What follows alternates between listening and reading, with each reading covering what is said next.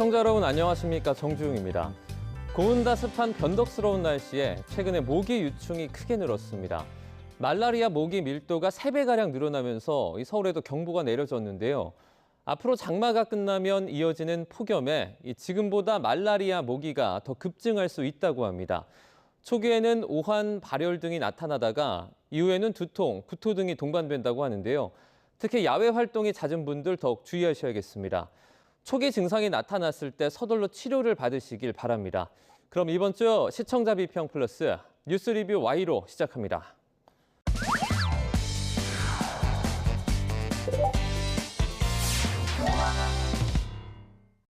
네, 세 분 어서 오세요. 안녕하십니까?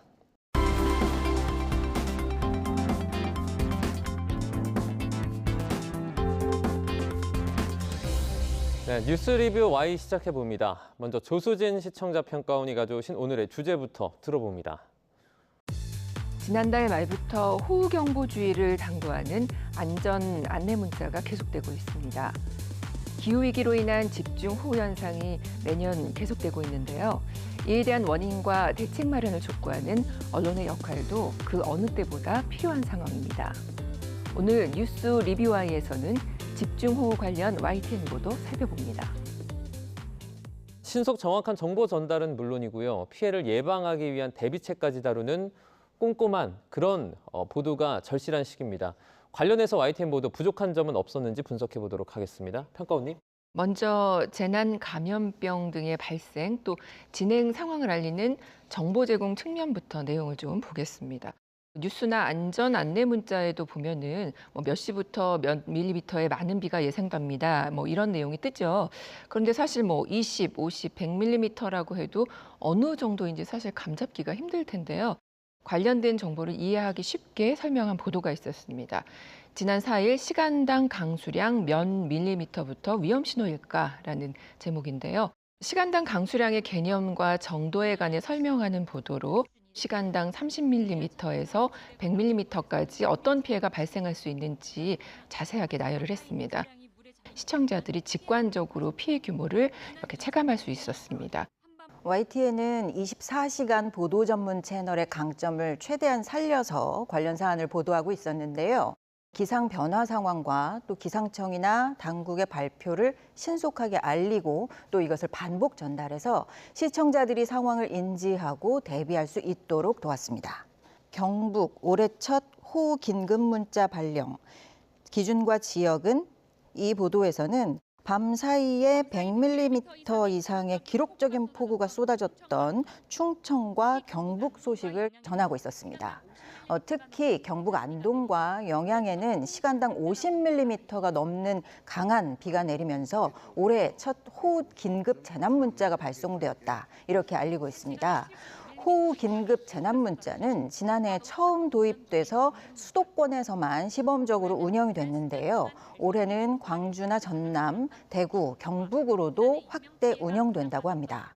호우 긴급 재난 문자는 지난해 수도권 기준으로 6건이 발송되었다고 하는데요. 집중호우 빈도가 잦아지는 만큼 피해 예방과 대비에 도움을 줄 수 있을 것이라 기대되는 또 그런 기대감을 갖게 하는 정책 취지의 보도였습니다. 여기서 한 가지 또 말씀드리고 싶은 것은 긴급 재난 문자의 경우는 정말 긴급한 그런 경우거든요. 그래서 내용을 누구나 쉽게 알아들을 수 있도록 해야 합니다. 그러기 위해서는 대피 요령 등 긴급 재난 문자가 쉬운 말로 표현이 돼야 되고요. 또 지역의 경우에는 최근 외국인 이주민들이 많아졌습니다. 그래서 그분들에게도 긴급 문자가 잘 전달될 수 있는 그런 방안도 마련이 돼야 됩니다. 이런 문제 제기 YTN이 해주시기 바랍니다. 또 이어서 5일 보도인데요. 주말 전국 다시 장맛비, 내일 밤사이 충남, 전북 강한 비라는 제목의 보도에서도 중요한 정보가 전달이 됐는데요. 운전하다 침수가 돼서 피해를 입는 경우가 많아지고 있는데요. 올 7월부터 민관 합동으로 내비게이션에서 홍수 위험 정보를 전달한다는 소식 전했습니다. 이어지는 보도에서는 7월 초 시간당 최고 150밀리미터, 남부지방에 쏟아진 폭우 현상과 같은 최근 한반도 강우의 특징을 분석했습니다. 아무 때나 쏟아진다. 예측 어려운 한반도 강우. 이 보도에서는 2022년 8명의 목숨을 앗아간 서울 지역 폭우 데이터를 분석했는데요. 보도 말미에서는 시도별 예보와 또 지역별 예보, 이 기존의 예보들이 더 이상 내가 있는 곳의 날씨를 정확하게 알려주지 못한다는 현실을 짚고 있고요. 또 이로 인해서 특정 지역의 실시간 예보를 검색하는 사람들이 늘어났다, 이런 점도 짚고 있습니다. 해마다 반복되는 자연재해에 대비해서 피해를 줄이거나 또 피할 수 있는 정보를 제공하는 것도 언론의 역할인데요. YTN에서는 올여름 장마와 기습 호우 시에 마주하게 될 다양한 상황을 상정하고 또 그에 대응하는 방법을 소개했습니다. 여름철 집중되는 벼락, 30-30 규칙 명심하세요. 이 보도에서는 장마철에 집중되는 벼락 사고 피해 예방법에 대해서 다루고 있습니다. 이 보도에 따르면 지난해 우리나라에서 발생한 벼락 75%가 6월에서 8월 사이 여름철에 집중됐는데요. 특히 7월에 가장 많았다고 합니다. 보도 중간에 벼락이 발생하는 날 우산을 쓰고 밖에 나갔을 경우를 상정한 실험 영상이 있었는데요. 굉장히 섬뜩하게 느껴졌습니다. 그만큼 경각심을 갖고 예방 방법에 대해서도 선명하게 각인하게 한 보도였습니다. 집중호우 관련 보도의 경우 현장에 있었던 시청자들의 제보 영상이나 또 CCTV 영상이 뉴스 자료 화면으로 많이 활용될 수밖에 없는데요. 관련 보도가 있었습니다. 10일 전국 곳곳의 홍수특보 CCTV로 본 현장 상황이라는 제목의 보도였습니다. 대전시 복수교 등 CCTV로 폭우가 내리는 지역별 현장 상황을 전했고요. 또 물살을 직접 확인할 수 있어서 경고 효과를 높일 수 있었습니다. 이번 집중호우와 관련해서 좀 살펴보면 경남 거창에서 그 거창교가 붕괴된 것처럼 조작된 합성 사진이 SNS상에 퍼져서 신고가 빗발치고 차량이 통제되는 그런 소동이 벌어지기도 했었는데요. 재난 상황에서 이런 가짜 뉴스는 참 위험합니다. 그래서 재난 시 제보 영상은 언론사가 반드시 검증을 해서 보도해야 한다는 것도 명심해야 합니다. 시청자 제보는 여러 가지 의미와 가치를 지니게 됩니다. 무엇보다 피해 상황을 실시간으로 담았다는 점 자체, 그 자체가 사실 기록으로서 또 증거로서 또 보안 정책을 수립하기 위한 참고 자료로서 다양하게 활용될 수 있는 아주 귀한 자료입니다. 다만 재난 현장에서는 기록보다 제보자의 안전 확보가 우선해야 합니다. 실제 제보 영상을 보면서도 안전을 우려하게 되는 부분이 좀 있었습니다. 예를 들어서 토사가 막 무너지고 물이 차오르는 도로를 지나가면서 그 흔들리는 차 안에서 운전자가 직접 촬영한 영상이 있었고요. 또 집중호우로 흙탕물이 된 물살이 아주 세진 하천을 근접 촬영한 영상도 있었습니다. 재난 현장 취재에 대한 가이드라인과 안전교육을 접한 적이 없는 시청자들은 생생하게 현장을 담으려다가 자칫 위험한 상황에 놓이게 될 수도 있습니다. YTN에는 특히 시청자 제보가 아주 많은 것으로 알고 있는데요. 시청자 제보를 받는 웹페이지나 SNS 채널에 재난이나 사건, 사고 제보 영상 촬영 시에 안전 확보에 관한 규정, 이런 부분들을 충분히 안내해 주시길 부탁드립니다. 사실 시청자 제보가 상당히 많습니다. 그래서 주변에서 어떻게 제보하냐고 물어보는 분들도 많으시고요. 최근에 QR코드 제보도 생겼는데 혹시 알고 계십니까? 저희가 자막에 오른쪽 끝에 QR코드가 달려 있어서 지난 5월 21일부터 사진을 찍으면 바로 제보를 할 수가 있습니다. 좀 참고하시면 좋을 것 같고요. 재난방송은 이제 YTN이지 않습니까? 실장님, 이러한 위급 상황에 YTN을 봄으로써 조금 이렇게 달라질 수 있는, 나아질 수 있는 부분이 있다면 뭐가 있을까요? 제가 언론사에 입사한 뒤로 지금까지 한 해도 거르지 않았던 것이 바로 이 재해방송, 재난방송, 특히 이 기상과 관련된 재해방송은 단 한 해도 거르지 않고 매년 특보를 했던 기억이 나는데요. 그래서 이 재해 재난방송이 갖춰야 될 요소를 한 4가지 정도로 정리를 해봤는데요. 첫 번째가 바로 이 생생한 현장입니다. 이것이 바로 이제 신문과 방송의 재해방송의 차이점. 신문이 도저히 방송을 따라잡을 수 없는 그 요소가 바로 이 생생한 현장입니다. 비가 많이 오거나 바람이 센 곳에 미리 도착해서 그 상황을 이제 현장에서 라이브로 중계했던 그런 기억도 있습니다. 그만큼 이 현장의 생생한 화면이 정보로서 큰 역할을 하고 있다라고 볼 수 있고요. 두 번째는 그 자료의 세분화를 들을 수 있습니다. 조금 전에 말씀하신 것처럼 뭐 제보 영상이라든가 CCTV라든가, 왜냐하면 그 지역에 사시는 분들은 그 지역의 현재 모습이 어떤가가 가장 중요하기 때문에 이런 세분화된 자료를 제공하는 게 중요하고요. 세 번째는 그 피해를 입은 지역이나 주민들을 어떻게 위로할 것인가, 그다음에 어떻게 극복할 수 있도록 도와줄 것인가, 그다음에 재발 방지를 어떻게 할 것인가. 여기서 이제 네 번째, 예방을 어떻게 할 것인가, 이렇게 이제 연결이 된다고 볼 수 있거든요. 이 네 가지 요소를 갖춰야만 재난 방송으로서 역할을 제대로 하고 있다. 그런 측면에서 YTN이 다른 방송보다 낫다는 평가를 받지 않나, 이렇게 생각이 듭니다. 재난 방송사로서 뭐 생생한 현장부터 재발 방지 그리고 예방까지 이어지는 좀 바람직한 어떤 그 매뉴얼을 좀 말씀해 주신 것 같습니다. 관련 소식을 다룬 대담도 이어집니다. 이제 원론적인 정보보단 국민의 안전과 직결된 부분이라서 실질적으로 도움이 되는 내용들이 오가면 더 좋았을 것 같은데요. 이 부분 대담도 어땠는지 좀 살펴보도록 하겠습니다. 이번에는 그 과학기상부 기상캐스터 출연이 좀 많았습니다.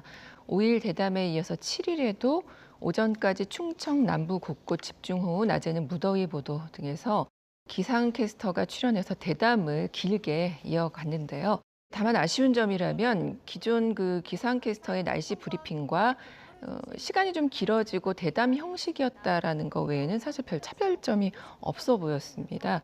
현재 계속되는 원인 대책이나 지난해 피해 복구 상황 등에 대해서 점검해 볼 필요가 있는데 이 대담은 형식만 달리했을 뿐 정보 제공에 그쳤다라는 아쉬움이 좀 남습니다.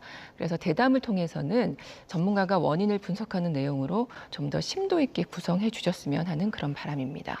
새벽 물폭탄의 곳곳 침수, 산사태 우려, 대처 방안은 이 대담에서는 문현철 한국재난관리학회 부회장을 화상 연결해서 폭우로 인해 발생할 수 있는 여러 재난과 대비 방법을 정리했습니다. 실제 재난 상황 영상과 그래픽 자료를 활용해서 전문가 해설을 뒷받침하면서 전달 효과를 높였고요. 정책적 미비점과 한계, 그리고 각 지자체장과 공공인력의 역할에 대해서도 지목하고 있습니다. 다양한 정보를 전달력 있게 전달한 아주 좋은 대담이었습니다. 네, 또 비 피해가 발생했을 경우 배상에 대해서도 사실은 궁금할 텐데요. 11일 뉴스업에서 변호사와의 대담을 통해서 이에 관련된 정보를 제공했습니다. 여름철 폭염, 폭우 피해 배상받을 수 있을까라는 그런 제목이었습니다. 재난으로 피해를 입었을 경우에 대해서 국가배상법 요지를 화면으로 보여줘서 배상 책임이 존재함을 인식시켰고요. 또 과거에 유사한 사고가 반복됐음에도 불구하고 적절한 조치를 취하지 않았을 때는 국가나 지자체의 손해배상 책임이 인정되지만 또 예상할 수 없는 자연재해라고 평가되면 배상 책임이 부인되는 경우도 많다라고 해설을 했습니다. 국가나 지자체는 재난안전책임관리기관이라는 그 재난안전법을 들어서 폭우가 내리는 장마철에 맞춰서 책임 소재가 어디 있는지 분명하게 주지시키는 그런 의미가 있었습니다. 이제 아무래도 경각심을 높이거나 좀 법률적인 대처법을 알려주는 그런 내용들은 참 의미가 그 자체로 있는 것 같고요. 자, 기상캐스터의 출연이나 또는 다양한 형태의 어떤 새로운 구성도 중요하겠지만 가장 우선될 부분은 내용이지 않겠습니까?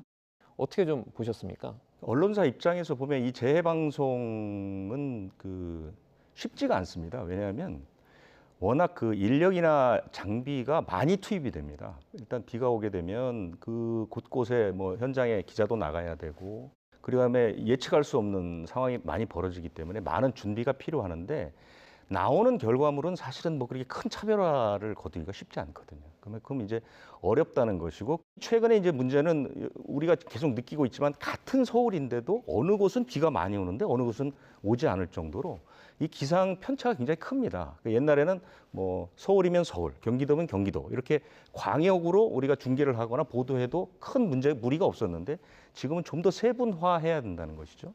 이에 대한 대책도 필요할 것 같고요.